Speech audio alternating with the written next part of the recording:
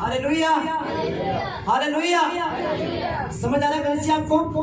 अगर तुम प्रार्थना में हो तो पाप में नहीं हो सकते। अगर तुम पाप में हो तो प्रार्थना नहीं कर सकते, वो प्रार्थना में मन नहीं लगेगा। हालेलुया। अगर मिक्सिंग में हो, प्रार्थना भी कर रहे हो और पाप भी कर रहे हो, ये उससे भी ज्यादा खतरनाक है। हालेलुया। अब उत्पत्ति में लिखा है, पढ़ने से, यहोवा दिन के ठंडे समय में अदन की वाटिका से आदम से मिलने आता था। पढ़िए से, यहोवा परमेश्वर जो दिन के ठंडे समय वाटिका में फिरता था का शब्द उनको सुनाई दिया। हालेलुया। परमेश्वर सुबह के 3 से लेकर 6 बजे के बीच में, आप इसको ये मत समझना कि 3 से लेकर 6 बजे करना है। आप इसको 2 बजे से भी शुरू कर सकते हो, 4 बजे से भी शुरू कर सकते हो, 5 बजे से भी शुरू कर सकते हो। हालेलुया। समझ आ रहा कलीसिया? क्योंकि हमें परमेश्वर को सीमित नहीं करना। तुम चाहो तो 12 से लेकर 6 बजे तक प्रार्थना कर सकते हो, नो टेंशन। हालेलुया। पूरी रात कर सकते हो। यीशु पूरी रात प्रार्थना करते थे और सुबह ही प्रार्थना करते थे। रात को यीशु ने 3 बार प्रार्थना करी है, अगर समझिए बात के अंदर। हालेलुया। समझ पा रहे हो? रात को यीशु ने 3 बार प्रार्थना करी है। हालेलुया। समझ आ रहा है कलीसिया? तो ये जो तीसरा पहर था, जब यीशु पतरस, याकूब, यूहन्ना से मिलने आया,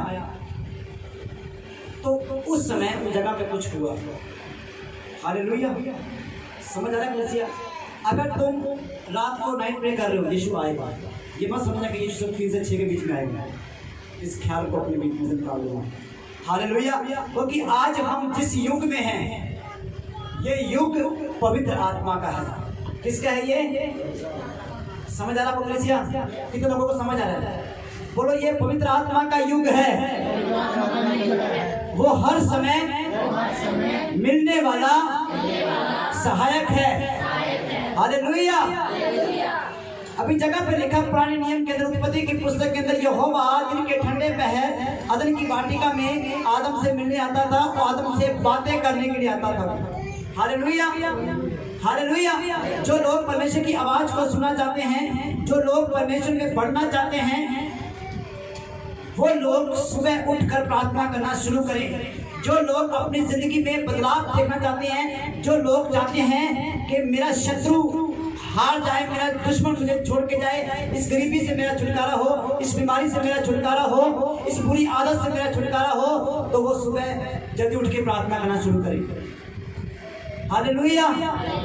समझ आ रहा है कलीसिया? कभी आपको ये महसूस हुआ, आप सो रहे हो और आपको कोई खींच रहा है जा प्रार्थना कर? कभी महसूस हुआ आपको सोते समय? जाके प्रार्थना कर, जाके प्रार्थना कर। हालेलुया। मुझे बहुत बार होता है। कई बार रात को 12 बजे, 2:30 बजे, 3 बजे, सुबह 4 बजे, 6 बजे, ऐसे जैसे मुझे कोई उठा के खड़ा करता है, कहता प्रार्थना कर। मैं उससे उठता हूँ या उसी जगह पे या अपने रूम में जाता हूँ और प्रार्थना करता हूँ। हालेलुया। समझ आ रहा है कलीसिया? तो बाइबल में लिखा है, दाऊद भी रात को उठ के प्रार्थना किया करता था।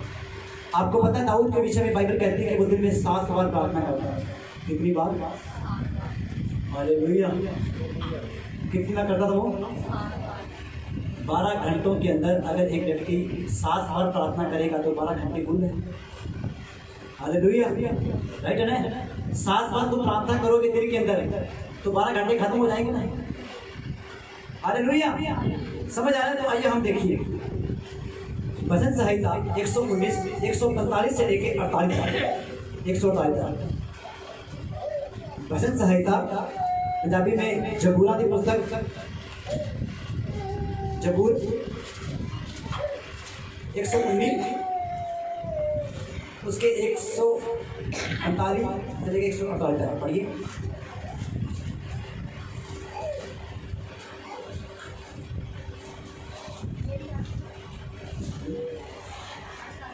हाँ 145 रुपये। मैंने सारे मन से प्रार्थना की है। हालेलुया। दाऊद क्या कहता है? मैंने सारे मन से क्या की है? दाऊद कह रहा है कि यहोवा मैंने अपना मन कहीं और नहीं लगाया। जब मैं प्रार्थना में बैठा था तो मैं सारे मन से तुझे ढूंढ रहा था, तुझे देख रहा था, तेरी चितौनियों के ऊपर, तेरी आज्ञाओं के ऊपर, तेरे वादों के ऊपर मैंने अपना ध्यान लगा रखा था। क्या कह रहा है? मैंने अपने सारे मन से प्रार्थना करी है, मैंने सच्चाई से प्रार्थना करी है। इससे आपको समझ आ रहा है प्रार्थना के विषय में? हालेलुया। आप कुछ सीख रहे हो? कितने लोग सीख रहे हैं? यीशु के लिए एक जोरदार ताली बजाएं। दाऊद क्या कहता है? मैंने अपने सारे मन से प्रार्थना की है। आगे, हे यहोवा मेरी सुन लेना। हे यहोवा मेरी सुन लेना। आगे, मैं तेरी विधियों को पकड़े रहूंगा। मैं तेरी विधियों को, तेरे नियमों को, तेरे हुक्मों को, तेरे वचन को पकड़े रहूंगा, तेरे वचन को नहीं छोड़ूंगा। हालेलुया। आपको पता है जब एक विश्वासी परमेश्वर के वचन को पकड़ के रखता है, मतलब वचन के अनुसार करता है, तो उसका हर दिन हर पल चमत्कार हो जाता है। हालेलुया। उसके जीवन के अंदर परमेश्वर का सामर्थ्य उतरता है। हालेलुया। वो परमेश्वर से दिशा को पाता है, अगुवाई को पाता है, सहायता को पाता है, सामर्थ्य को पाता है, सुरक्षा को पाता है। हालेलुया। जब तुम वचन को पकड़ के रहोगे। हालेलुया। आपको पता है कई बार विश्वासी वचन को पकड़ के छोड़ भी देता है, क्योंकि जब हम पाप करते हैं उस समय हम अविश्वासी की दशा में चले जाते हैं। किसकी दशा में? अविश्वासी में। परमेश्वर उस समय हमें विश्वासी की तरह नहीं देखते। विश्वासी बनने के लिए हमें फिर से आना पड़ता है। प्रभु माफ कर दे प्रभु, और प्रभु दया कर दे प्रभु, मैंने ये गुनाह किया प्रभु, मुझे धो दे प्रभु। फिर पश्चाताप करना पड़ता है, फिर शुरू करना पड़ता है उस पहले पॉइंट से।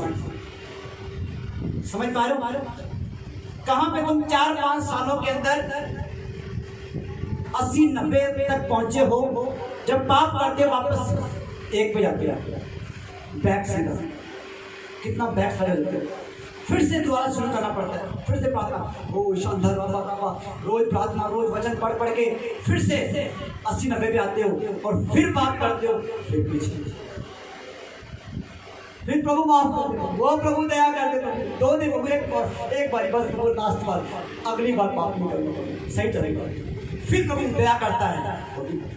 दानियल 9:9 में लिखा है कि यहोवा दयावंत परमेश्वर है, वो क्षमा करने वाली खान है, क्षमा करने वाली खान है, उसकी माफी कभी खत्म नहीं होती है। वो दयावंत परमेश्वर, दयालु है, दया का सागर है। हालेलुया। समझ आ रहा है कलीसिया? किसी बंदे ने एक बात देखी, बड़ी जबरदस्त है, मैं आपको बात बताना चाहता हूँ। मेरा फोन दे रहा है। हालेलुया। मैं आपको बताता हूँ, कुछ मुझे याद है। उस बंदे ने एक बात देखी, वो कह रहा है खुदा, मैं बार बार पाप करता हूँ, मैं बार बार, और तू बार बार क्षमा करता है। हालेलुया।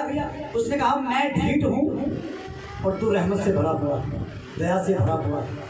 हालेलुया। समझ आ रहा कलीसिया? समझ आ रहा? अब बाइबल बार बार पाप करने के विषय में कुछ कहते हैं। बार बार पाप करने वाला, बार बार गलती करने वाला, सोच के देखो, एक इंसान क्या कभी बढ़ पाएगा, आगे जा पाएगा अपने उस पॉइंट से? क्या हम अपने उस क्षेत्र को पार कर सकेंगे? जिस जगह पर हमें पहुंचना है, जिस आत्मिकता को हमें पाना है, जिस विश्वास को हमें पाना है, अगर हम कहते हैं कि यीशु मसीह की तरह काम करना है, यीशु की तरह चमत्कार करना है, एलिया की तरह इस्तेमाल होना है, मूसा की तरह इस्तेमाल होना है, अगर बार बार पाप करते जाओगे तो हो जाएगा। हाँ जी। कुछ लोगों ने एक आंकड़ा बना रखा है, 1 महीने तक पवित्र रहेंगे, 1 महीने के बाद चल पाप, 2 महीने तक, 3 महीने तक, कुछ एक हफ्ते तक कुछ लोग पता होता कैसे है, मैं आपको बताना चाहता हूँ इसका राज क्या है, क्यों गिरता है इंसान, जानना चाहते हो इसका राज क्या है। क्योंकि अपने आप कुछ भी नहीं होता, हर एक चीज के पीछे कोई ना कोई कारण होता है। हालेलुया। अब मैंने इस चीज को अपने जीवन में भी महसूस की है और लोगों से सुना भी है, लोगों के जीवन में भी मैंने देखा है। तो क्या है ये, जब एक इंसान अगर वो 3 या 4 दिन या 1 हफ्ते या 1 महीने रोज 2-2 3 घंटे या 1 या 1.5 घंटे लगातार प्रार्थना करे, उपवास में चल जाए, तो कुछ दिनों के बाद उसको ये घमंड होना शुरू हो जाता है कि मैं प्रार्थना बहुत करता हूँ। राइट है ना, मैंने खुद महसूस किया। और जब ये घमंड अंदर आता है कि मैं इतनी प्रार्थना करता हूँ, उसके बाद इतनी सी भी प्रार्थना नहीं कर पाता, उसके बाद सीधा प्रार्थना 0। सच्चाई नहीं है, सही बताना, सच्चाई है नहीं है।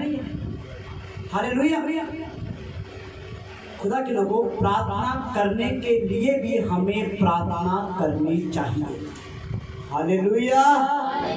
समझ रहा आपको, प्रार्थना करने के लिए भी प्रार्थना करो कि प्रभु मैं निरंतर प्रार्थना करता रहूं, प्रार्थना करो प्रभु मैं रोज प्रार्थना करता रहूं। अपनी प्रार्थना करने के लिए भी प्रार्थना करो, बाकी कामों के लिए तो प्रार्थना करनी ही है। हालेलुया।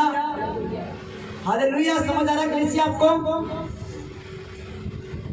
तो दाऊद क्या कहता है, यहोवा मैंने अपने पूरे मन से प्रार्थना करी है और हे यहोवा मेरी सुन लेना, मैं तेरी विधियों को पकड़े रहूंगा। ऐ यहोवा मेरी सुन लेना, मैं तेरी विधियों को पकड़े रहूंगा।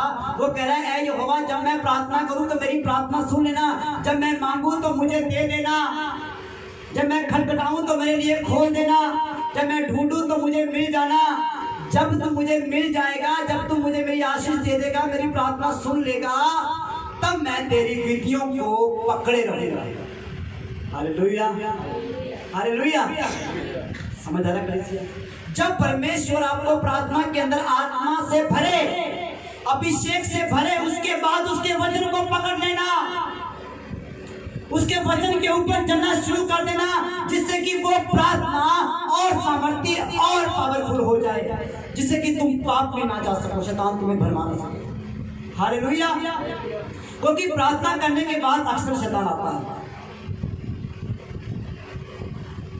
प्रार्थना करने के बाद अक्सर शैतान आता है।